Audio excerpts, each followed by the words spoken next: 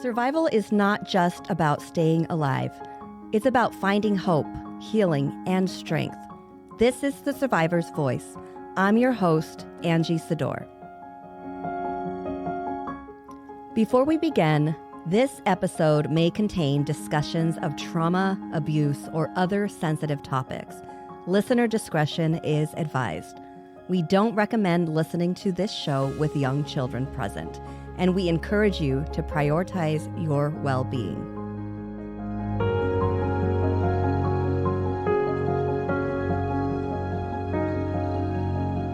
Today on The Survivor's Voice, especially not our family. We had no history of cancer. None of our loved ones had cancer. And then I think it was 10 days later that he was diagnosed. That was the only easy part because the preparation for that was so severe that they literally take you to the brink of death. I started taking note of all the little things, starting with the prophecy.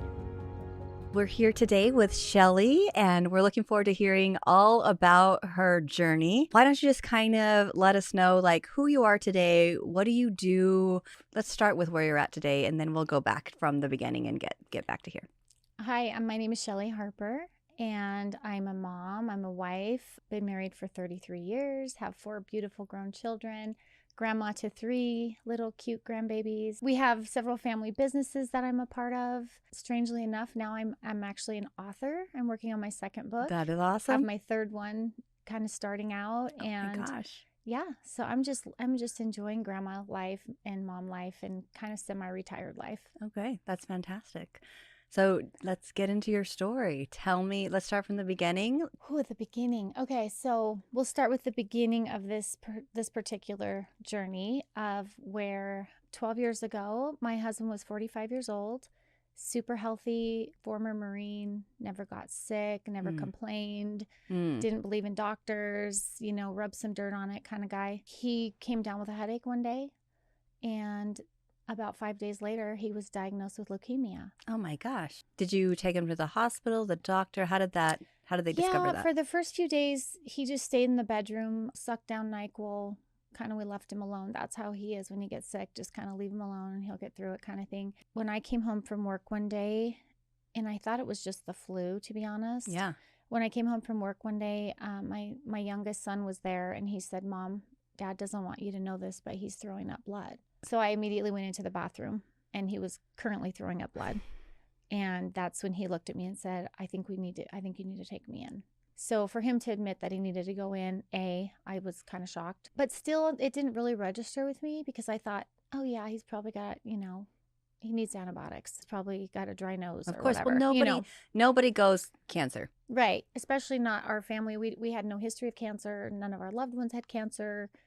It was just, you hear about it. Yeah. But you don't think it's ever going to happen to us. Yeah, exactly. Yep. So we went to urgent care, the one on Prairie in 95 that I pass every day, and I still think about it. Oh my gosh. We had an amazing doctor, and they basically just kept telling me, we think the machine is broken. We took some blood, and we think maybe the results are skewed. We've never had such a high reading, that kind of thing. So that's when we were like, okay, well, something's up. So they basically sent us to the ER to confirm or deny what they had found. Mm-hmm.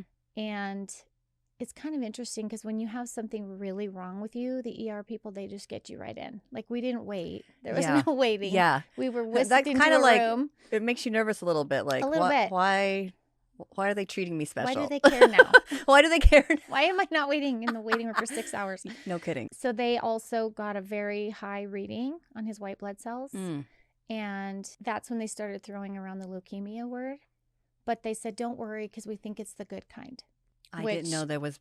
There is no good kind. There is no good kind. But there is, basically, they have chronic and they have acute.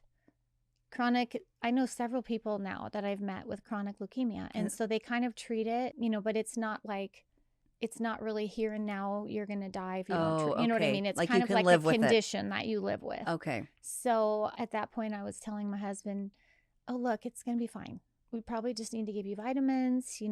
Maybe you take some medicine. This is going to be okay. Let's not freak out. Meanwhile, all my kids are at home. I had 4 kids, 3 kids at home, and 1 was at Boise State, wondering what was going on. Yeah. They knew their dad was sick, but they really had no clue. And like we had no clue. So my mind is, I'm sitting there in this hospital. We're waiting. And my kids are at home and I'm wondering if they're having dinner or wondering if they're doing their homework. You know what I'm saying? Sure. So like, just that's the beginning of the torn feeling that I had for a few years. Basically, they said, go home. You need to call the cancer center in the morning, first thing, and head right over. We think it's the good kind, but they'll do some more tests, that kind of thing. They said, make sure you drive carefully. You don't do anything crazy because his platelets are really low and he could bleed. His head could bleed. So But it's the good kind. But we might have the good kind. So that's something to hang on to, right? To back it up just a little bit, it was about 2 weeks earlier that we got invited to a church, local church, for what they called a prophecy conference. And we had never gone to this church. My husband especially was not the kind of person that would be interested in a prophecy conference. He was sounds raised, like my husband. Yeah, he was raised Lutheran. We were supposed to go to the Seahawks playoffs thing. He was all about that. Yeah. But he agreed to go. And so we went and he really enjoyed it. And so we went back the next morning. And at that service, he was actually prophesied over. And it was really interesting because it sounded very hopeful. It sounded very like, yay, this is a good thing. So God's doing something in our lives. What was it? It was a long prophecy. It was 6 minutes long. Can you kind of paraphrase it a little bit? So my husband had been going kind of through a midlife crisis, I guess. We had gone through a lot of financial struggles, and he's very type A, so he's all about ambition and entrepreneurship and all of that. And he had kind of gotten to the point where he was frustrated with life. Like, is this it? Like, I just work and then lose things and work and this and that. He really just felt like he had a bigger purpose on this earth than just making money, going to work. So he had been praying, for God to show him what his purpose was, unbeknownst to me. I was praying also, please, Lord, like, get a hold of this man. Like, whatever he's going through, this is not fun. Yeah. So help him through this. The next morning, we went back to this prophecy conference where he was prophesied over. And this man who we'd never seen in our lives sat there and told my husband all the things that he had been feeling.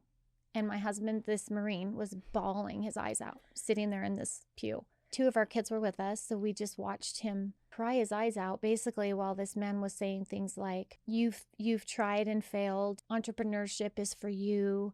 Basically, the enemy's after your calling, so don't give in. Don't take anything personally that's happening to you. Like, be resilient. The best is yet to come.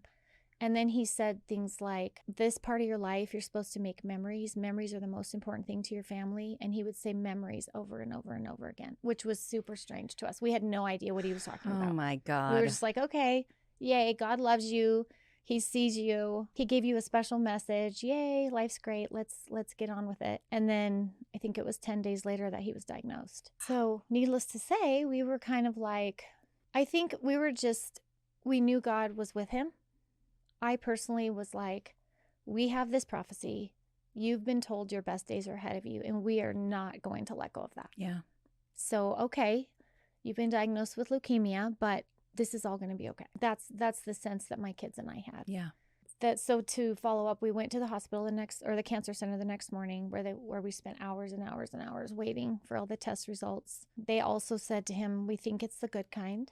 Don't be alarmed. This is the good kind. And then when the tests came back, they came back in and said, well, it's not the good kind. And so my husband's like, so it's the bad kind? Yes, it's the bad kind. So oh my God. He had never wanted to do chemo. He'd known of people who had cancer, but never our family. And he just basically said, well, what do I have? What kind of time do I have here if I choose not to do chemo? And the doctor looked right at him and he said, you'll be dead in 2 weeks. 1 minute you're fine.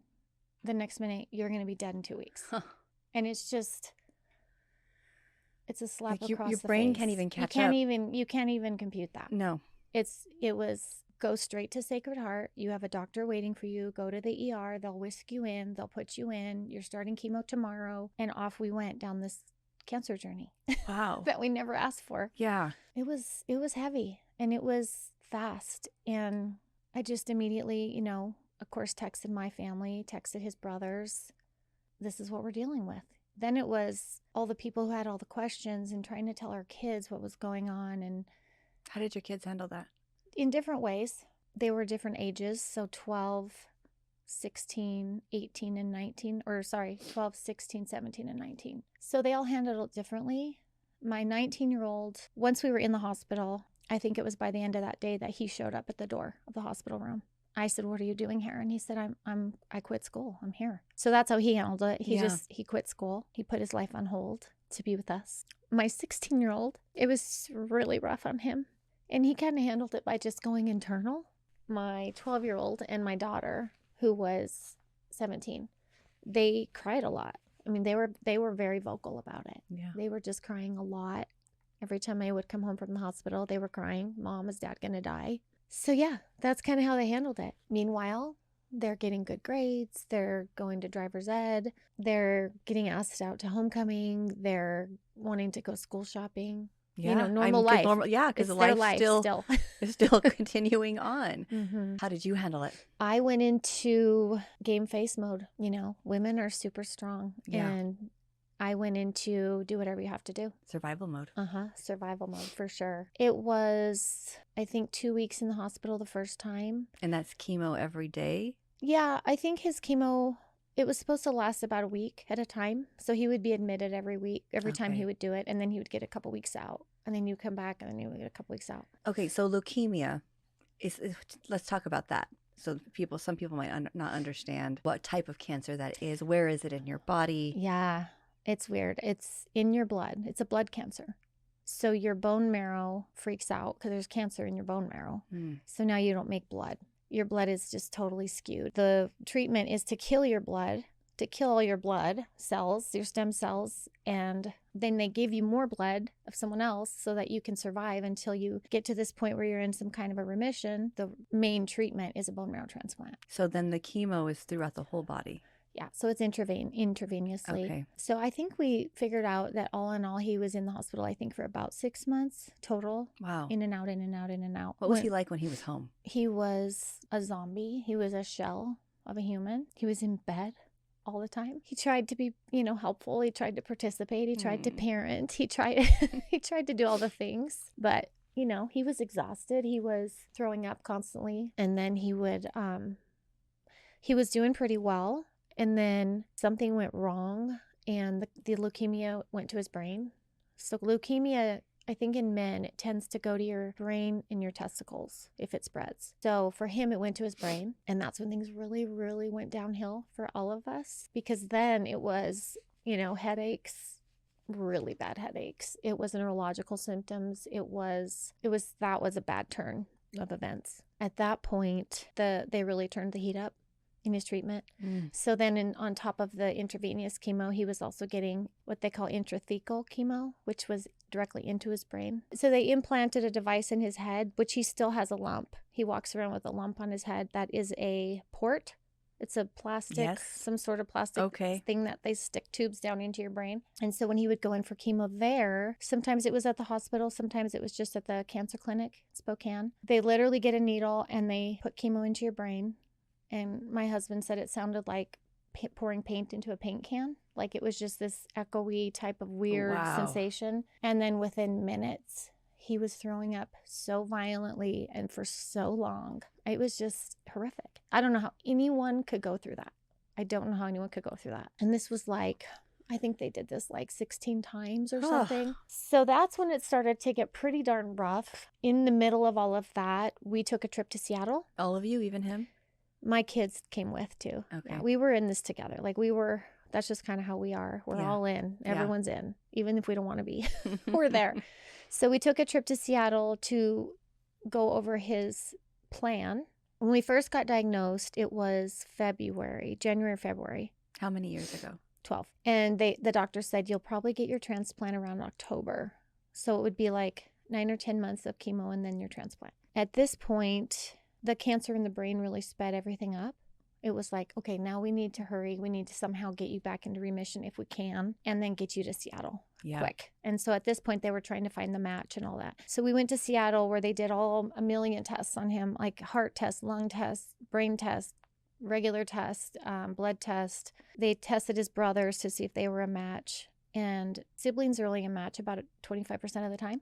Wow. They were not a match. So then they go into this whole search on the web in this organization that bethematch.org, and they found matches. So that was that process. But I just remember going to this appointment, and we're talking to the surgeon or the doctor, and Chris was just throwing up the whole time, just in severe head pain before we really knew it was cancer in his brain. This was the beginning of it. Okay. And then driving home, and our kids were in the car, and I just remember he couldn't handle gum chewing. He couldn't handle if you would sigh. He couldn't Wow. just the sound and the pressure in his head. He was just, it was the longest, however many hours of my I life, bet. just getting him home. But at that point, things got pretty dark. You know, we were trying to have a normal life still, going to baseball games, going to basketball games, you know, the things you do with your kids. And God bless him, he would still come. Was he walking? Was he in a wheelchair? He was walking. Okay. Yeah, he was walking. I mean, he would be in a wheelchair sometimes at the hospital when he was getting treatment and stuff. Yeah. But when he was out, he would rally. My gosh. He would rally, and he would go to Yakima, to a baseball tournament. He would just throw up in the parking lot. I mean, he was just, we'd go there and have to stop for a quick blood transfusion at some hospital somewhere. But he would just rally. He would make it happen. What a man. Yeah, definitely learned a lot about suffering and the will. Mm. And every time you would ask him, how are you doing? Or any kind of picture, it's thumbs up. I mean, he is the thumbs up guy. So what does it mean to get a bone marrow transplant? I can't even wrap my brain around that. Well, I thought it would just be like some kind of little procedure. You know, you just think of bone marrow transplant. It sounds like a liver transplant or like and I'm not saying that's easy. I don't have a clue. Right. But in my head, it didn't sound very bad, you know, because it's just blood. So the procedure is, we had to go to Seattle. You have to be in remission. And then they kill off all your blood. So you get radiation and chemo, severe, it's like stronger than you've had before. Oh my so God. that you have no blood cells left. And I kind of thought they were kidding, you know, like, well, not no blood cells. No, it's zero. Wow. There are no blood cells in your body. You are basically embalmed. I mean, that's how I look at it. And then they give you these stem cells from your donor, which in his case was someone out of Europe, a 24-year-old male from Europe. It's like a bag of blood. It just looks like another blood transfusion. Really? And they put it in you, and then good luck. Let's hope intravenously? you rally. Mm-hmm. So is he under anesthesia for? No, it was literally the most mellow experience. What? Like, we're just sitting there, and they gave him some Benadryl, which they do for blood transfusions, because so your body kind of doesn't react to it. They do all this matching and all this stuff first, and then they just put it in you, and that's it. And you're like, that's it. I mean, that was the only easy part, because the preparation for that was so severe that they literally take you to the brink of death. And I know all chemo is terrible and it makes you feel terrible. But I mean, they took him to the brink of death, put the blood cells in him, and then we wait and see what happens. So how long was the wait? 10 days. They would check his blood every day, and there was nothing. There was no sign of any nothing duplication positive or anything like that. Okay, right? Okay. I think it was the 10th day they found a blood cell. So it was like, okay. Oh my And so God. then the next day, literally it doubles. So then there's 2, and then there's 4, and then there's 8, and then there's 16. And then over time, your body's got blood, and it's making its own blood from this person, whoever he is, from Europe. So now my husband that just blows he my has mind. type O blood, but he was type A before, because he makes someone else's blood. Wow. Yeah, it's crazy. So that's the process. And like I said, it was supposed to happen, they were thinking around October, but because he had all of the setbacks with his brain, we need to fix this man quick and get him over there and hope for the best. Yeah. Early on, I remember telling his oncologist, who we grew to love and still love to this day. Oh, I'm sure you probably built a relationship with Oh, yeah. him. That man, I mean, if I was having more children, my kids would be named after him. But I remember thinking, well, they told us when he gets his bone marrow transplant, they get a new birthday. It's like a thing, because it's really true. Like, this is your new birthday. It's not real, but it is real. And I just remember thinking, okay, so you're thinking October. My birthday's in August. Wouldn't that be so cool? Haha, wouldn't it be cool, honey, if you got it on my birthday? And the oncologist said, oh yeah, that's so funny. But yeah, no, it's going to be like October. So as we're getting closer, and as we had all these setbacks in his brain and all of this, it's like July, and they're sending us to Seattle. We're in Seattle, and they're saying, okay, it's go time. We're giving him this transplant. Everything checks out. We've got the match, yada, yada, yada. So at the end of, when it's all said and done, they're saying, okay, I think it's going to be August 22nd when he gets his transplant. And I was like, you gotta be kidding me. I was telling his nurse, Rhonda, at UW, and I was like, my birthday's August 23rd. I was like dreaming secretly, like, wouldn't it be so cool? And she's like, yeah, that's not how this works. I mean, they're going to wherever, Germany, they're whatever, they're getting this product. It's going in him the second it comes in. It's not how this works. But yeah, that's cute. And it was really close. We were down in the basement of the hospital getting radiation, and the phone rings at the front desk, and they said, is there a Shelley Harper in the room?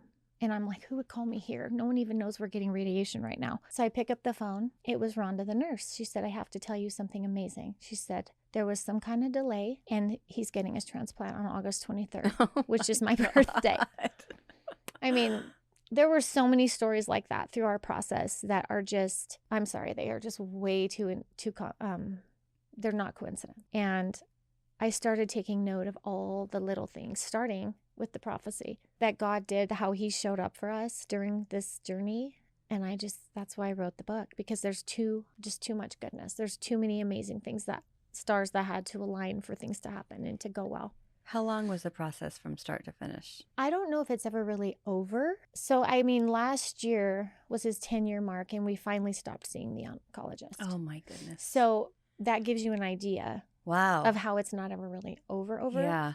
We do feel kind of now like it's behind him, but you still have things that he deals with because he had cancer. Okay. So it's just there forever. It's part of your life. Like what? Well, his body makes no testosterone because they had to do radiation on his testicles. So that's over. He makes no testosterone, which is so important. You have no memory. You have no energy. God. You have no nothing without your hormones, right? He's diabetic now, thanks to all the prednisone they had him on for months and months and months and months that kept him alive. He's got memory issues from the brain surgery and the brain, who knows what, radiation to his head, chemotherapy in his brain. He's tired. He's more tired than normal, but he's still, he's amazing. Like, he just did his first triathlon. He runs circles around everyone I know. He does it tired, but he does it. How old is he? He'll be 58 in a couple weeks. So where are your kids at now with all of this? They're really funny about it. My oldest is 32, and then I have a 29-year-old daughter, a 27-year-old son, and a 23-year-old son. I think my youngest, it really made him, like, he and my husband are attached at the hip. Like, he has my husband's back no matter what. And my daughter, I kind of feel the same way. I think she kind of likes him even better since cancer, because he's just more chill. He's more in the moment. He's more present. He's funnier. He's, happier. I think it really affected my other two boys a lot. And I think in some ways all my kids just kind of want to pretend like it didn't happen. Like, they kind of don't want to ever read my story. They don't want to hear about when I'm talking about it, because they just kind of want it to be a thing of the past. I think with my oldest, I think it affected him a lot, because he did really just put his life on hold. Did he go back to school? He never did, because you asked me how long this took. It was a good 4 years before my husband was really participating in life and not just sleeping all day. So he kind of took over the role for my youngest of hunting partner and, all those things that normally maybe your dad would do. Yes. And I think he just sort of put his life on hold, and you know how life takes its turns, and there you are. What's he doing now? He actually works for us in our business. Oh, awesome. He's got many gigs. So he does that. He's a realtor. He's taking flying lessons. So he's doing some things for himself now. Yeah. What does your husband say about this experience? I mean, we've talked about all the things, but like, where is he at with all of this? He says he'd do it again in a heartbeat. Oh my God. He says it wasn't bad. He says it wasn't bad? He says, like, it was an honor for him to have a little suffering. I mean, he just really has a different outlook than the rest of us, which is probably why God chose him. Wow. Yeah, he's not bitter. He really I think he had so much peace when it happened. I think having the prophecy really helped, because I think he knew, like, God sees me, Yeah. I'm not in this world alone kind of thing. And then I think he just thought, I know he thought this, because he told me when he was diagnosed and we were in the hospital, he told me that first night we were in the hospital that this was the best day of his life. And I said, what? And he said, well, yeah, I either know that I'm going home to be with the Lord or he has big, big plans for me. Either way, I know he's got me. Wow. That's kind of how he looked at this whole thing, and still to this day. And now he just looks at it like, every single person that he meets, if he can put my book into their hand, if there's some way he can give them hope or some way he can give them, a little encouragement through what he's been through, it makes it so worth it for him. And that's the whole point of you being on this podcast today, is so that you can give other people hope. You can use your story to encourage and strengthen. Yeah. Strengthen people with their story. This definitely changes you, right? Like any trauma that you go through, any suffering, I think it either makes you bitter and you blame and you're sad, or you use what you've learned, you use what you can to help someone. It's a choice. Yeah. Because you are forever changed. Like, you're not the same person. Our neighbor just died from cancer this last week. And now that we've had cancer, we're just like the cancer people. Yeah. And so I never saw my life being that. So we always know about the people who have cancer. We always know, we're always praying for someone that has cancer. We're always trying to help someone that has cancer, and then they pass away. And you just can't turn your head anymore. You just can't look the other way. Like, you've been there. You know exactly how she's feeling. You know exactly how he's feeling, how their kids are feeling. And it just makes you want to do something. So tell me about your book.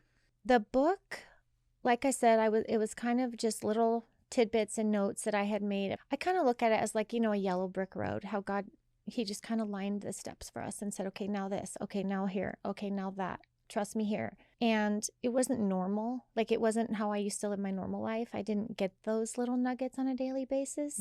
So this was kind of the beginning of either I tuned in better or he started showing me things more. And they were noteworthy to me. They were really special and different. Yes. And it made me feel very seen and very held. And so I just decided, and everyone would ask me, well, what about that? Or what about this? And I was like, there's too many things to tell. So it's just going to have to go in a book. I started, kind of writing all of this down, kind of jogging, putting my notes together. I kind of had a little storyline. And then I put it on the shelf, and 7 years went by of burying myself in work and all of the things we had going on in our family and the kids graduating and getting married and all the things. And my mom kept asking me, how's your book coming? How's your book coming?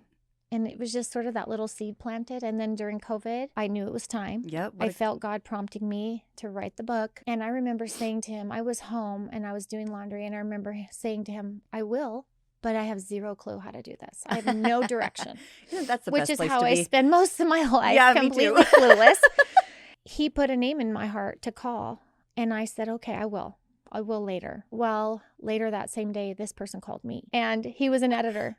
And he was a friend of a friend. Oh my gosh. And he told me what to do. He told me how to write my book, and he's my editor on both my books. What's the name of it? The Prophecy, Our Journey to Cancer, Hell, and Back. It really was hell, but now we're back.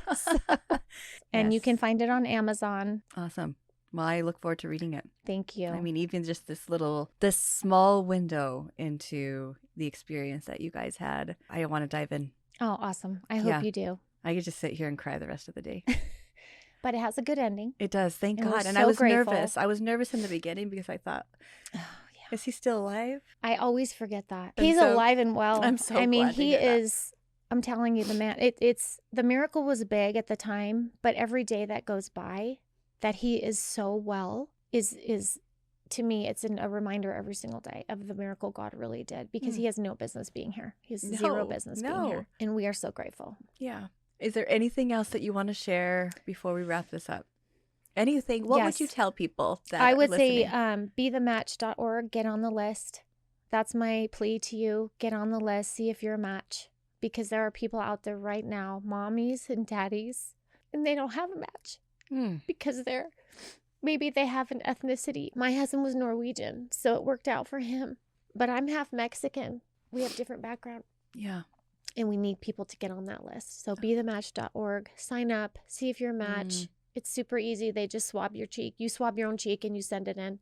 Okay. And the process is not what it used to be. It's very simple. It's literally like a blood transfusion. Okay. So you basically donate blood and you give it to somebody. Yeah. And you can save a life. Well, those that are listening, I mean, that's easy. That's an easy thing to do. That's an easy way to save a life. That you could change a family. Well, thank you so much, Shelley. Oh, my God. Thank you. Thank you so much. Next week on The Survivor's Voice, I don't really think I've survived yet. I think I'm still surviving. I ended up at a hospital one time for that because she had suffocated me and pulled me down the stairs by my hair. When I was being beat as a kid, I remember having thoughts like that. Like, there's got to be a reason. This is what I live. Thank you for joining us on The Survivor's Voice. I'm Angie Sedore, reminding you that every survivor's story matters, including yours. If you or someone you know has a story to share, you can contact us at booking@thesurvivorsvoice.net. Your voice deserves to be heard. If you enjoy the survival stories we share, we would love it if you gave this channel a follow and a 5-star rating. No matter how dark the journey, the light of resilience shines brighter. Thank you for listening. If you know someone who would benefit from hearing this story of survival, please share this powerful testimony with them. A heartfelt thank you to our incredible listeners for your unwavering support, and to the survivor community for your courage and resilience. You are the heart of this podcast.